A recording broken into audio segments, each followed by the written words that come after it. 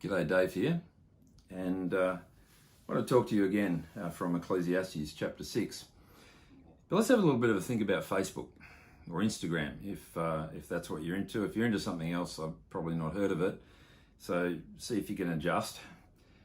People are posting incredibly glamorous and attractive pictures of themselves all the time, and it's led people to feel incredibly inadequate when they compare themselves, their bodies, their clothes, their hair, their faces, when they compare their experiences, the place they travel to, the people they hang out with, the food they eat and so on. There's very much this sense of, I wish I had what others have.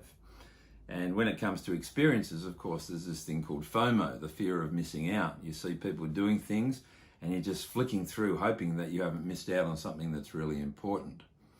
Well, there's a danger. And the danger is that what you see on the surface, and let's be honest, you can make anything look good on Facebook or Instagram, what you see on the surface may not tell you what's really going on.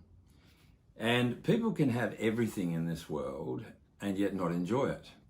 And you may not know that.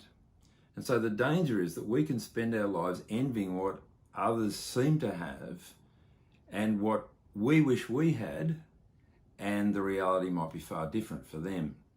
Have a look with me from Ecclesiastes chapter 6 and verse 1. He gives some examples of this. He says, I've seen another evil under the sun, and it weighs heavily on mankind. God gives some people wealth, possessions, and honor, so they lack nothing their hearts desire. But God does not grant them the ability to enjoy them, and strangers enjoy them instead. This is meaningless, a grievous evil. Now, I remember one time I was in Sydney, I think it was for our son's graduation, and we took them out to lunch at a marina in Sydney. And there were these boats, incredible boats, $1 million boats, beautiful boats, sitting there in the marina.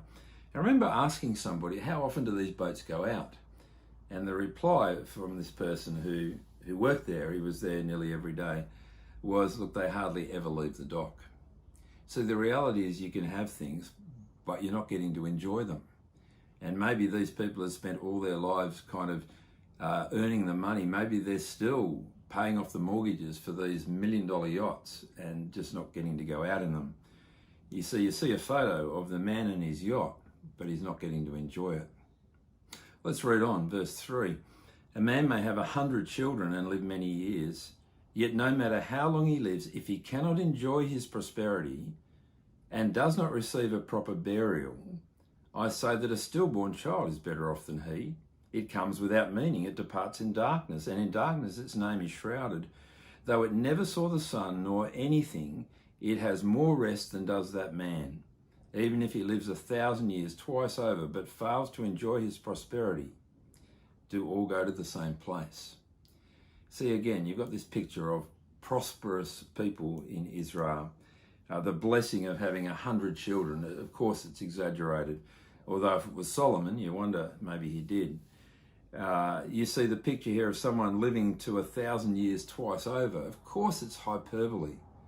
The writer's saying you can have every blessing, but if you don't accompany that with the ability to enjoy what you have, if you cannot enjoy your prosperity, and he says if you don't receive a proper burial, what does that mean? I think it means if when it's all said and done, nobody recognizes you. Nobody gives you the time of day. There's no acknowledgement. There's no reputation.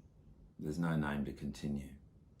Friends, don't be quick to envy other people, because they may be spending their life chasing after things, accumulating stuff for themselves.